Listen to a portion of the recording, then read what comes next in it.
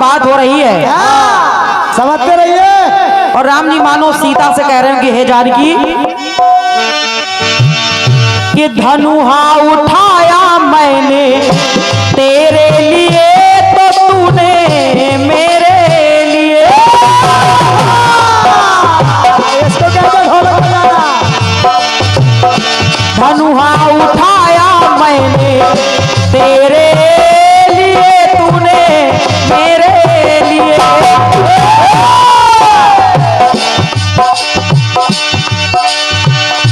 एक हुए जब तो टुकड़े किए,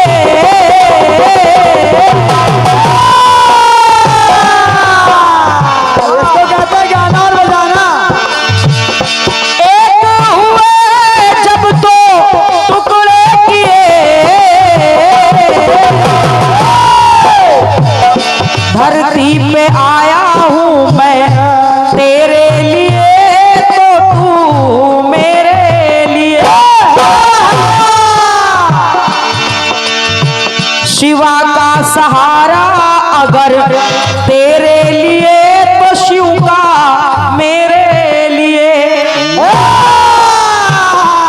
एक एक बोल समझ में आएंगे। मिथिला बनाई गई तेरे लिए, अयोध्या मेरे लिए। हर जगह तेरे लिए मेरे लिए, तेरे लिए मेरे लिए। जवाब देखिए इतना बढ़िया। उधर भी एक जोड़ी है जबेदी जी तिवारी की। इतना बढ़िया जवाब आया है, बहुत सुंदर, बहुत मेहनत की गई है। हम लोग को अचानक सुन करके चौंक गए। हम लोग डर गए।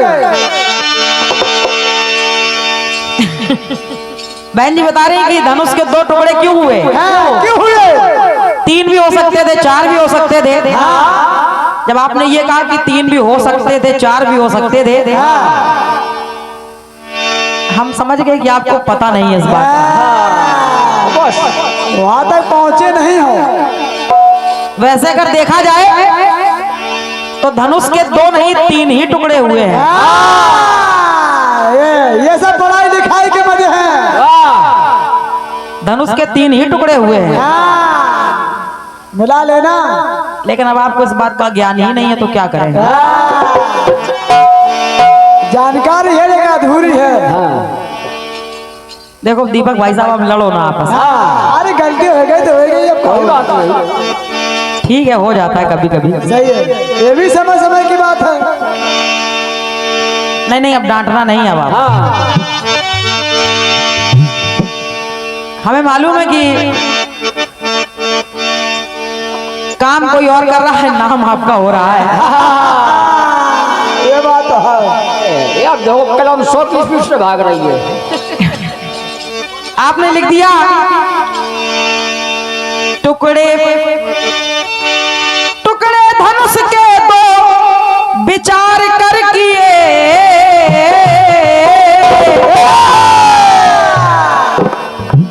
और बंधन में बंध कर नैना 4 कर लिए। नैना पहले बंधन में बंध गए, तब नैना 4 किए। क्यों? वाह, हेलो छतरपुर। ओहो, अब फंसे पुजारी। अब फंसे पुजारी, दो पुजारी फंसे अब। अच्छा, पहले नैना 4 हुए थे कि पहले बंधन में बंधे थे, ये बताओ। हाँ, बताओ। लड़िए नहीं। अरे आराम से। गलती हो जाती है कभी कभी।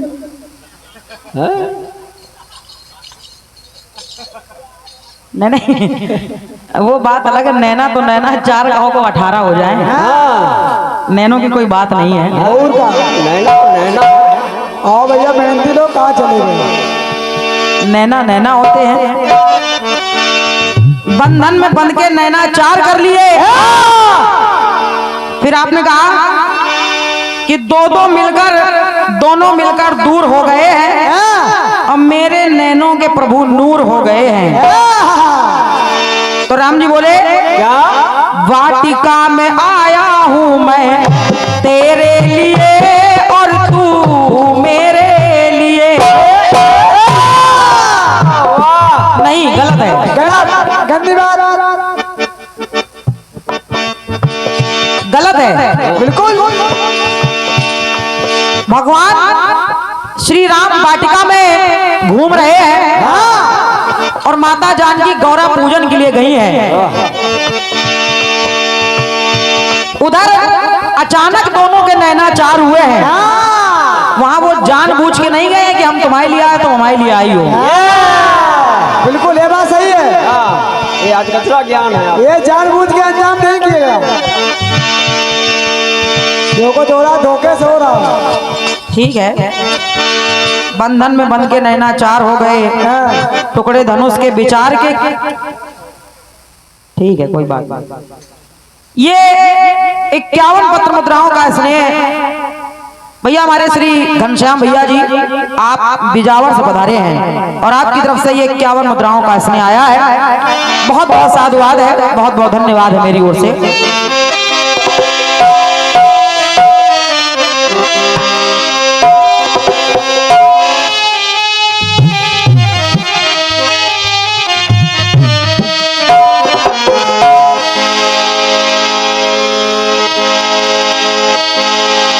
एक गीत बड़ा अच्छा है आपकी ओर से। कौन सा आया?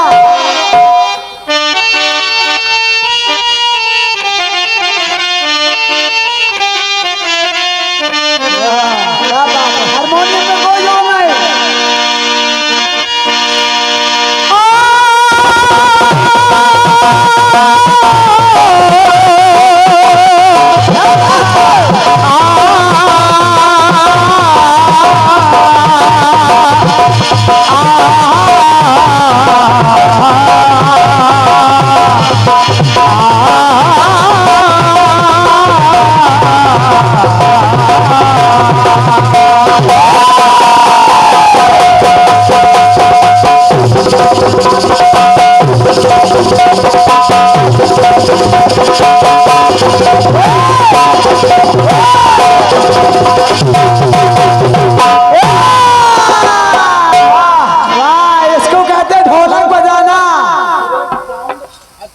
अरे वाह, क्या बात। ये हमारे सुरेश भैया जिनके साउंड के द्वारा हम दोनों कलाकारों की आवाज आप तक और दूर दूर तक जा रही है। हमारे सुरेश भैया के द्वारा 51 रुपए का ये स्पेशल पुरस्कार हमारे मनोज भाई के लिए आया है। ऐसे बजाया करो। बिल्कुल। बहुत बहुत धन्यवाद है भैया जी को, हृदय से आभार व्यक्त कर रही हूँ। गीत कह रहा है तो लिखने वाले ने लिख डाले,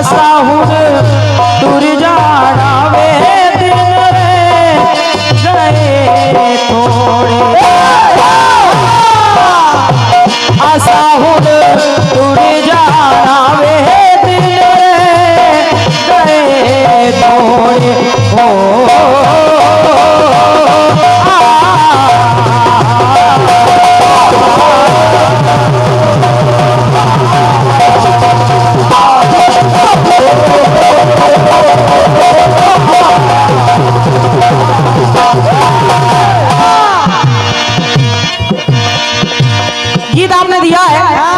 क्या दिया?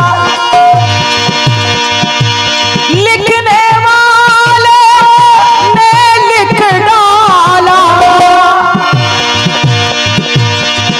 मिलना किसके संग जोड़ा। परमात्मा ने लिख दिया कि किसके साथ आपका जोड़ा बनना है, लेकिन कुछ खास बात आपने बताई है। स्वयंवर में केवल वही नाम गया छोड़ा। जिसके साथ जोड़ा लिखा गया उसी का नाम छोड़ दिया गया। क्या बात है वाह। अब मैं क्या कहूं आपसे बहन जी। कुछ ना कहो, चुप रहो। पहली बात तो ये कि गाना आपने मेरे गुरु का गाया है। अच्छा। क्योंकि पूजनीय गुरुवर दादा श्री राम सूरज जी द्विवेदी, उनका गीत आपने गाया है, लेकिन शायद आप ये नहीं जानती है, आपने गाना तो उनसे मांग लिया और आपने मेरे सामने वो प्रहार भी कर दिया। लेकिन अगर देखा जाए, आपने बताया कि माता सती का स्वयंवर हो रहा है, तो माता सती ने भोलेनाथ की प्रतिमा को वरमाला पहना दी और उनका विवाह संपन्न हो गया। लेकिन मैं कह रही हूं कि प्रतिमा में माला नहीं पहनाई, ये गलत है। मिला लेना। और अगर आप चाहो तो इसका मैं प्रमाण यहीं आपको दे सकती हूँ। सोचो। माला प्रतिमा को नहीं पहनाई गई। अब चूंकि अभी आप फोन लगाओगी उनको, क्या ये गाना गलत है? इस समय वो सो रहे हैं। लेकिन ठीक है, आपने गाना दिया है तो मेरी तरफ से उस गीत का सम्मान है। आइए मैं कोशिश कर रही हूँ, सुनिएगा जरा। सुनिए।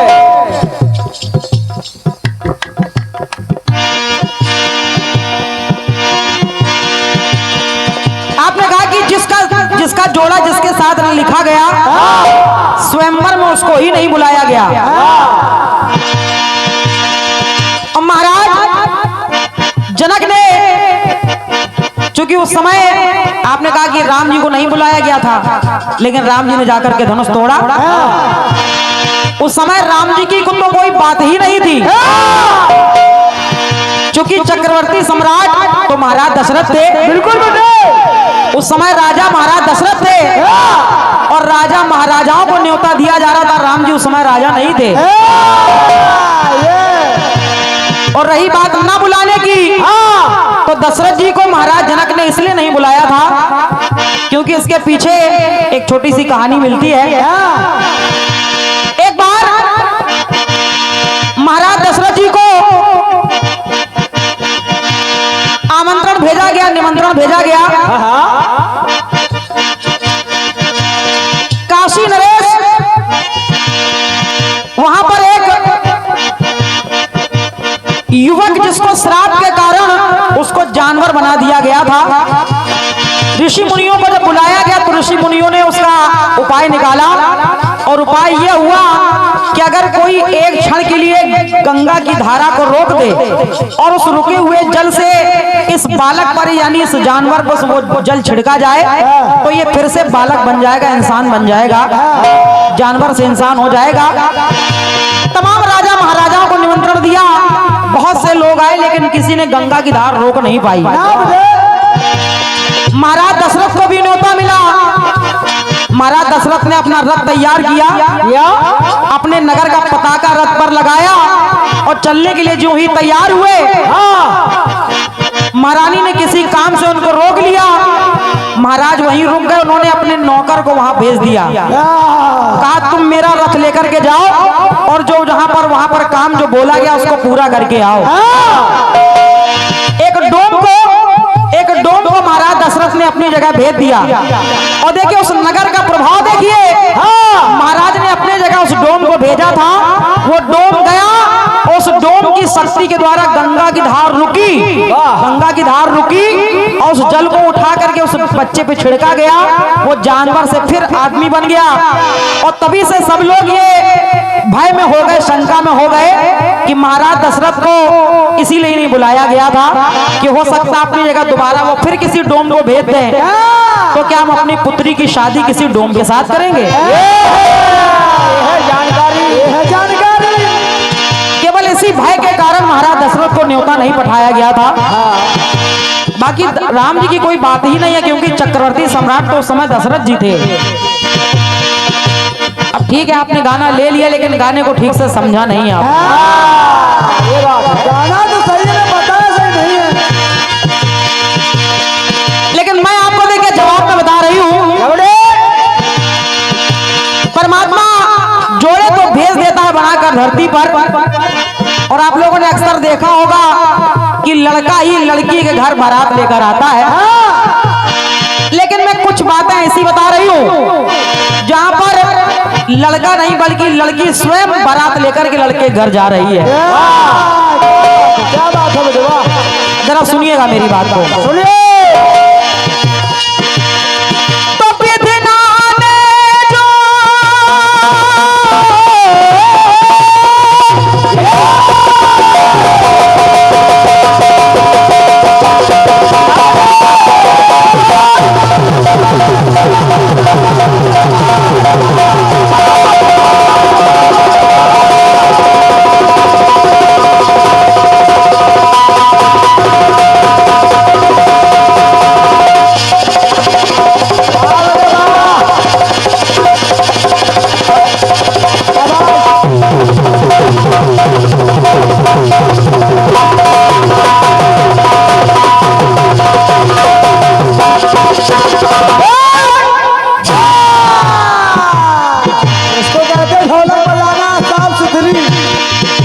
सुनिएगा जरा सा, कि विधि ने जो है लिख डाला, अरे विधि ने जो है लिख डाला, तो बना है पावन जोड़ा। लेकिन खास बात क्या है, दुल्हन ने स्वयं आके नाता देखो जोड़ा। यहाँ पर दूल्हा नहीं आ रहा, दुल्हन जा रही है दूल्हे के पास अपना नाता जोड़ने के लिए। तो इसलिए तो दुल्हन ने स्वयं आके देखो नाता है जोड़ा।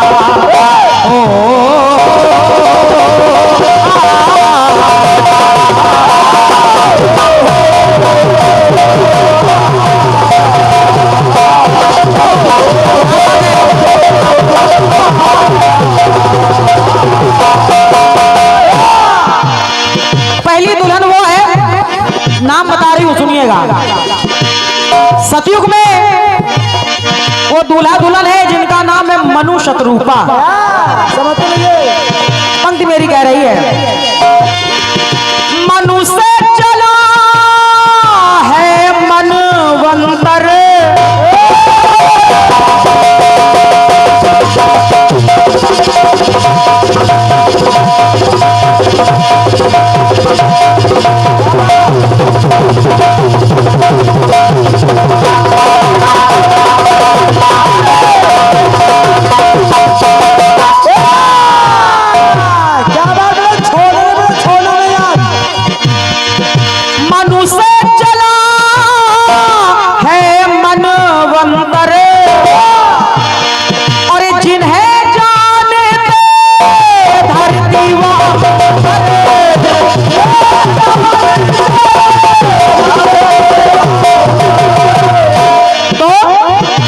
नहीं हुआ था कोई स्वयंवर।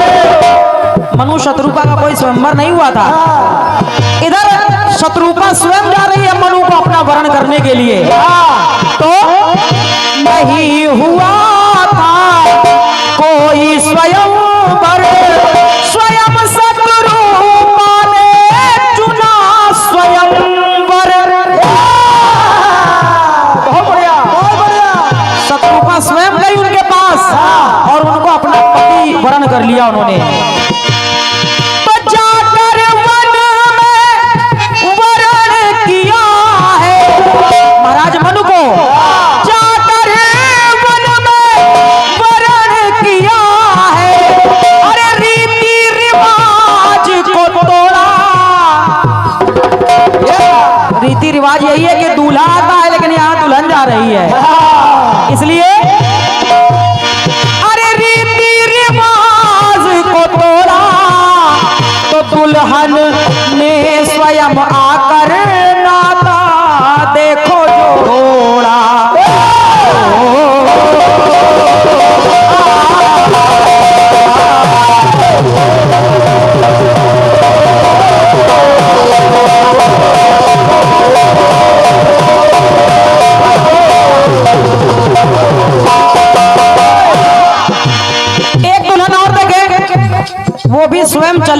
दूल्हे के पास, और उनका नाम क्या है कि रेवत की थी वो सुकुमारी।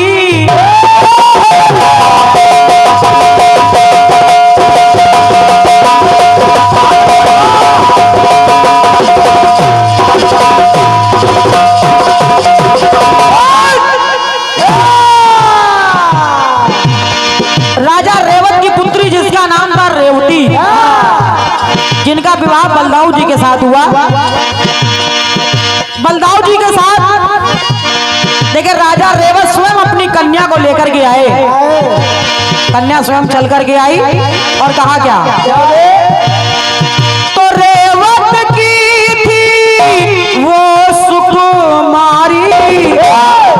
और ऐसी वैसी नहीं, बलदाऊ जी तो द्वापर में पैदा हुए, लेकिन उनकी पत्नी उनकी दुल्हन अरे सतयुग की थी वो कन्या कुमारी। वाह भाई वाह, चाची क्या नाम लिखते हो। उनकी दुल्हन तो सतयुग में पैदा हो गई थी, ये द्वापर में आके पैदा हुए, और इसीलिए बलदाऊ जी से रेवती 21 हाथ लंबी थी। क्या बात। तो कहा है कि दुल्हन बन कर आई दुलारी, दुल्हन बन कर आई दुलारी, कि बलदाऊ को भाई वो प्यारी प्यारी। बलदाऊ जी से उनका मिलन हुआ, तो मिलन हुआ